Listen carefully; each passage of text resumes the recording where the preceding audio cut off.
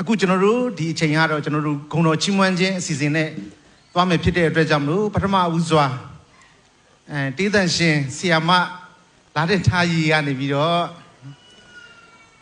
တသက်ခံခြင်းနဲ့ဂုဏ်တော်ချီးမွမ်းပါမယ်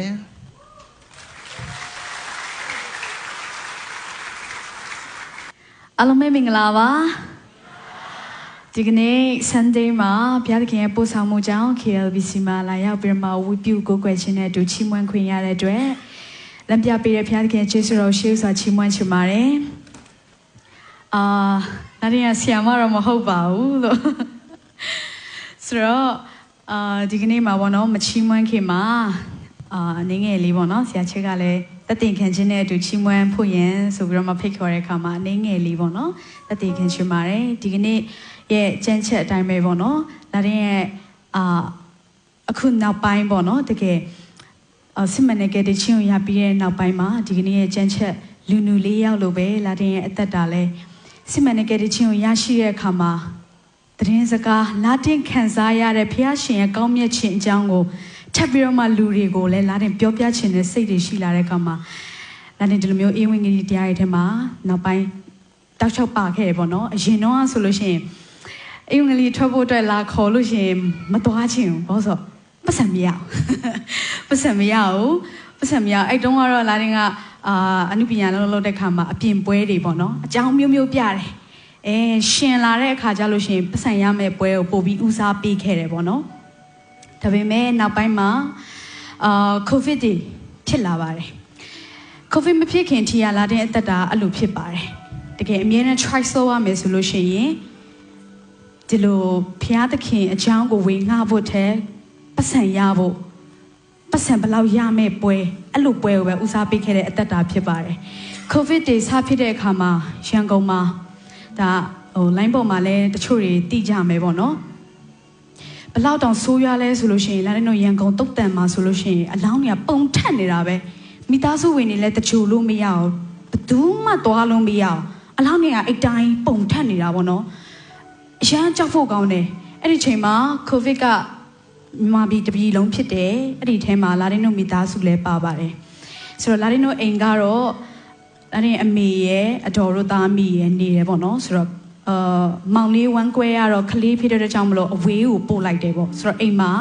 လူ3ယောက်ရှိတယ်မျိုးသမီး3ဦးအဲ့ဒီမှာလာတဲ့ကလူငယ်ဖြစ်တဲ့အခါကျတော့ COVID တော့ဖြစ်တယ်3ယောက်တော့ positive ဒါပေမဲ့လာတဲ့ကလူငယ်ဖြစ်တဲ့အခါမှာဘယ်လိုခေါ်မလဲခံနိုင်ရင်ရှိတယ်ပေါ့နော်အနံ့ပြောက်တာဒါလောက်ပဲဘာမှဆိုးရွားမဖြစ်ဘူးဆိုတော့ကျတော့ COVID ဖြစ်ပြီဆိုရင်အချင်းချင်းလုံးဝတီးတန့်နေလိုက်ရတာပေါ့နော်ထမင်းစားရင်လည်းတက်စီစားရတယ်လုံးဝတီးတန့်ကြီးလို့တအိမ်ထဲမှာနေတော့လဲတီးတန့်စီနေရတယ်အဲ့ဒီအချိန်မှာအမေနဲ့အတော်အသက်ကြီးတဲ့သူလည်းဖြစ်တယ်ယောဂအခန့်လည်းရှိရပေါ့နော်ဆိုတဲ့အခါကျတော့သူတို့ရဲ့ပုံစံကိုအဝေးကနေကြည့်ပြီးတော့မှလေစိတ်မကောင်းတကယ်အရန်ဝမ်းနေတယ်ပေါ့နော်ဘယ်လိုပြောရမလဲဘာမှသွားလုပ်ပေးလို့မရအောင်ဆေးလဲသွားတိုက်ပေးလို့မရအောင်ဘာမှပြုစုပေးလို့မရအောင်ကြည့်ပြီးတော့မှစိတ်မကောင်းသူတို့ COVID ခံစားနေရတဲ့ပုံစံကြီးတွေကိုမြင်ရတာပြီးတော့အဲ့ဒီချိန်မှာ social media Facebook ကြည့်လိုက်တဲ့ခါမှာအလောင်းတွေကလည်းပုံထက်နေပြီတောက်လျှောက်ကိုစတိုက်ကိုတင်နေတာလူတွေက COVID နဲ့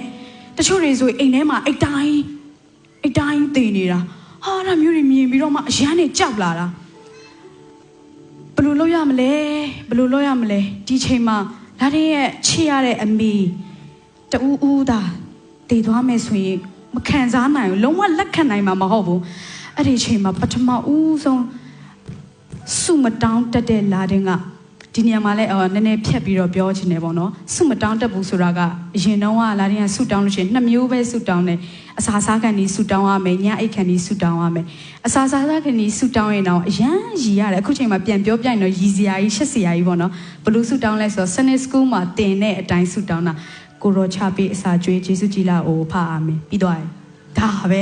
အဲ့လိုပဲဆူတောင်းတာတောက်လျှောက်လိုပဲဆူတောင်းတာညအိတ်ခန့်ဒီဆူတောင်းရင်လည်းတစ်ခါကြရင်အရန်ပင်ပန်းလို့ဆိုပြီးဒီတိုင်းအိတ်ပျော်သွားတာရှိတယ်ဆိုတော့လုံးဝအဲ့လိုအသက်တာဖြစ်ခဲ့တာဖြစ်ပါတယ်ဆိုတော့အဲ့ဒီအချိန်မှာအမေခံစားနေရတာတွေအတော်ခံစားနေရတာတွေမြင်တဲ့အခါမှာအရန်ဝမ်းနေပြီးတော့မှအဲ့ဒီအချိန်မှာလာတဲ့ခေါင်းထဲဝင်လာတာဘုရားသခင်ဆူတောင်းရမယ်ဘုရားသခင်တတ်နိုင်လောက်တယ်ထင်တယ်ဆိုပြီးတော့မှစုမတောင်းတတ်တဲ့လာတဲ့ကဘလို့ တွေတောင်ဆွတ်တောင်းလိုက်လည်းမသိဘူးပါဇက်ကတောက်လျှောက်ထွက်တာကဲတင်ပေးဖို့တောက်လျှောက်ထွက်လာတာစွတ်တောင်းတော့လုံးဝဘလို့တောင်းရမလဲဘလို့စကလုံးတွေသုံးရမလဲမသိဘူးဒါပေမဲ့ပါဇက်ဟလိုက်တာနဲ့မျက်ရည်တွေကျပြီးတော့မှတောက်လျှောက်ဘုရားသခင်ကိုပဲအော်တယ်ဘုရားသခင်ကိုပဲဆွတ်တောင်းတယ်မျက်ရည်ကျတယ်တက်နိုင်တာဆွတ်တောင်းခြင်းပဲတက်နိုင်တယ်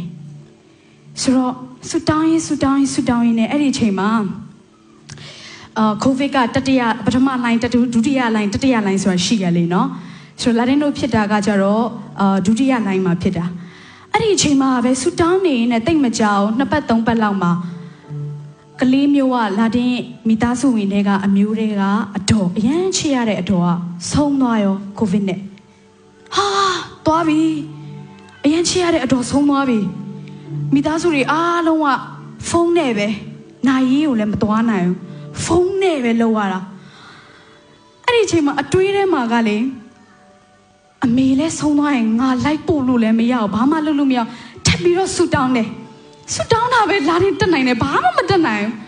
ထမင်းလည်းသွားကြွေးလို့မရအောင်ဆိုတော့ဆူတောင်းတယ်တောက်လျှောက်ဆူတောင်းတယ်လာတင်တော့ဆူတောင်းတဲ့အခါကျလို့ရှိရင်ဘုရားသခင်တခါကြောက်ရှင်ချက်ချင်းမလုပ်ပေးပါဘူးလာတင်ရဲ့ဆူတောင်းတဲ့ယုံကြည်ခြင်းကိုစမ်းစစ်ပါတယ်သူ့ဘောဘလောက်ကြီးယုံကြည်ပြီးတော့မှဆူတောင်းတာလဲဆိုတော့ तू ကစမ်းစစ်တာဖြစ်ပါတယ်ဆိုတော့ဆူတောင်းရင်နဲ့တကယ်ပဲဘုရားသခင်ကနာညောင်းပေးတယ်လာတင်ရဲ့ဆူတောင်းတန်ကိုအမေရောအတော်ရောထပ်ပြီးတော့မှဒီအလောင်းနေပုံထက်တဲ့ထဲမှာမရောက်တော့ဘူးကျမ်းမာရတော့အခွင့်ကိုရောကပြင်ဆင်ပေးတယ်အဲ့ဒီအချိန်မှာဆုမတောင်းတတ်တဲ့လာတင်ကဆူတောင်းခြင်းရဲ့တကူ power of prayers ဒီအရာကိုတည်သွားတဲ့အခါမှာအော်ဘုရားသခင်တတ်နိုင်တယ်ဆူတောင်းရင်ဘုရားသခင်အားလုံးလုပ်ပေးတယ်ဆိုတဲ့အရာကိုတည်သွားတဲ့အခါမှာတခါလာတင်အိတ်တုံးကကျမ်းစာလည်းမဖတ်တတ်ပါဘူးအဲ့ဒီနောက်ပိုင်းမှာဘုရားကျောင်းနေသွားရင်းနဲ့ပထမဦးဆုံးလာတင်ရဲ့စိတ်နှလုံးသားတွေကိုဘုရားသခင်ကဘာဖော်ပြပြီးလဲဆိုတော့နိုင်ငံတော်နဲ့ဖြောင့်မတ်ခြင်းကိုရှေးဥစွာရှာကြလို့နောက်မှထိုအရာတို့ငါပေးမည်တဲ့ဆိုတော့ဘုရားသခင်ကလာတင်ကိုသူ့ရဲ့အမှုမြော်တော်မြတ်ထဲမှာအရင်ဦးဆုံးပါဝင်စေချင်တာလာတင်လိုချင်တဲ့အောင်မြင်မှုပတ်စံချမ်းသာကြွယ်ဝမှုတွေသူ့ကိုအရင်ရှာဘာလို့လဲအကုန်ပေးမယ်ဒါပေမဲ့သူ့ကိုအရင်ရှာတဲ့အဲ့လိုမျိုးဘုရားသခင်ကလာတင်ကိုစကားပြောလာတဲ့အခါမှာကိုဗစ်ဖြစ်ပြီးတဲ့နောက်ပိုင်းဒီအရာကိုလည်းလာတင်အားလုံးကိုသိစေချင်တယ်လာတင်တို့ဒီကနေ့မှာဘာတွေရှာနေလဲခက်ခဲနေတယ်ပင်ပန်းနေတယ်စိတ်ပြက်စရာတွေဝမ်းနည်းစရာတွေဒုက္ခတွေကြုံတွေ့တဲ့အခါမှာအခုဆိုဒီတိုင်းတစ်ပါးနိုင်ငံမှာလာတဲ့အခါမှာပိုလို့တောင်ကြုံတွေ့ရအောင်မှာဖြစ်ပါတယ်ဆိုတော့အဲ့ဒီခါကြလို့ရှိရင်လာတင်တို့လူချင်းအားကိုးရမှာမဟုတ်ပါဘူးဘုရားသခင်ကသူ့ကိုအယံအားကိုးစေခြင်းနဲ့ဘုရားသခင်ဖြစ်ပါတယ်ဒါကြောင့်မလို့စိတ်ပြည့်စရာတွေဝမ်းနည်းစရာတွေဒုက္ခတွေတယောက်တည်းဖြစ်နေတယ်လို့ခံစားနေရတဲ့ချိန်မှာဘုရားသခင်ကိုခေါ်ကြည့်ပါဆုတောင်းကြည့်ပါရိုးလေးပါပဲဆုတောင်းကြည့်ပါဘုရားသခင်လုပ်ပေးနိုင်ပါတယ်လူချင်းအားမကိုးပါနဲ့တထေးကိုသွားမှအားမကိုးပါနဲ့ဘုရားသခင်ကိုအားကိုးပါသင်ကဒီလောက်လိုချင်တာဆိုရင်ဘုရားသခင်ကအကြီးပြင်ဆင်ပေးထားတာဖြစ်ပါတယ်အာမင်ဆိုတော့လာတဲ့အဲ့ဒီနောက်ပိုင်းမှာဆိုတော့လာတဲ့အရင်ကတည်းကပတ်စံကုန်းယုံပြီးရှာနေခဲ့တဲ့အရာဘာအတွက်လဲဆိုတော့လာတဲ့ကအရန်ဆင်းရဲတယ်လာတဲ့တော့တာမီနီယောက်ကအရန်ဆင်းရဲတာဖြစ်တယ်ဆိုတော့ဘာလို့ပတ်စံကုန်းယုံပြီးရှာနေရလဲဆိုတော့တချင်းအမှုပညာအလုပ်လုပ်တဲ့ခါကျတော့တချင်းဆိုလို့ရှိရင်သွားရလာရတာဟိုတနေ့တည်းမှာ3ပွဲ4ပွဲရှိလို့ရှိရင်တပွဲနဲ့တပွဲကူးလို့ရှိရင်တက္ကစီစီအရန်ခတ်တာပေါ့ဆိုကိုပိုင်ကားမရှိတချို့နေရာတွေပွဲတွေကြတော့ gate ကနေပြီးတော့မှတက္ကစီမဝင်ရလို့ရေးထားတယ်အဲ့ခါကျရင်သေရောပွဲရှိတဲ့နေရာကို gate မှာတက္ကစီဘွားဆင်းအထုပ်တွေအပိုးတွေနဲ့မိတ်ကပ်ကလည်းပြင်ထားသေးတယ်သပင်းကလည်းလိတ်ထားသေးတယ်နှကန်းနီနဲ့ဒေါင်းမြဖက်နဲ့ကွတ်ဆိုပြီးတော့မှရှောက်ပြီးတော့မှပွဲရှိတဲ့နေရာကို gate ကနေသွားအရန်ဝန်းနေတယ်ဘေးကနေပြီးတော့မှအဆိုတော်တွေ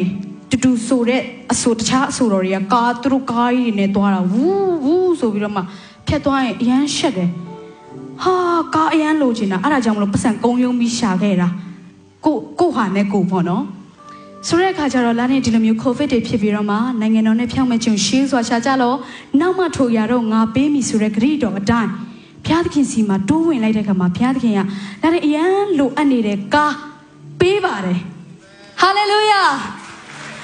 လာနေကိုဆိုရင်လေဘလောက်ပဲပတ်စံနေကုန်းယုံရှာဘလောက်ပဲတနေ့တည်းမှာပွဲတွေများစွာဆို ကားဝယ်ဖို့မပြည့်နိုင်ဘူးလုံးဝမပြည့်နိုင်ဘူးဘာတွေကဘလို့တွေကုံသွားမှလည်းမသိဘူးပြန်ကုံသွားတာကားဝယ်ဖို့လုံးဝမဖြစ်နိုင်ဘူးဒါပေမဲ့ဘုရားသခင်စီမှာသွားတယ်အရင်သွားတဲ့အခါမှာနောက်မှထိုအရာတော့ငါပေးမည်ဆိုတဲ့အရာဘုရားသခင်ပေးပါတယ်တကယ်ပေးပါတယ်အရှမ်းပျော်တယ်ဒါကြောင့်မလို့အခုနောက်ပိုင်းဒီလိုအသက်တာဖြစ်လာတဲ့အခါမှာတခြားပွဲတွေခေါ်ပါတယ်ရှိတယ်လာတဲ့ရန်ကုန်မှာပွဲတွေဆိုဖို့တွေရှိတယ်ဒါပေမဲ့ဒီလိုမျိုးဧဝံဂေလိတရားတွေထွက်ဖို့လာတဲ့လာဖေးလို့ရှိရင် okay no ဧဝံဂေလိတရားကိုလာတဲ့ဦးစားပေးတတ်လာတယ်အာမင်ဘာလို့လဲဆိုတော့လာတဲ့မပြောရရင်မနေနိုင်ဘူးဒါတကယ်လာတဲ့ရဲ့ဘဝမှာလက်တွေ့ဖြစ်ပါတယ်ဒီလက်တွေ့ကိုလည်းဒီမှာရှင်ကြီးကောင်မတွေဝင်ငါစေခြင်းနဲ့ဘုရားအရန်ကောင်းမြတ်တယ်အားလုံးကိုချစ်ပါတယ်အားလုံးကိုပေးချင်နေတဲ့ဘုရားဖြစ်ပါတယ်ဒါကြောင့်မလို့ကိုယ့်ဟာနဲ့ကိုယ်မရှာပါနဲ့ဘုရားသခင်စီမှာရှာရင်အားလုံးပေးပါတယ်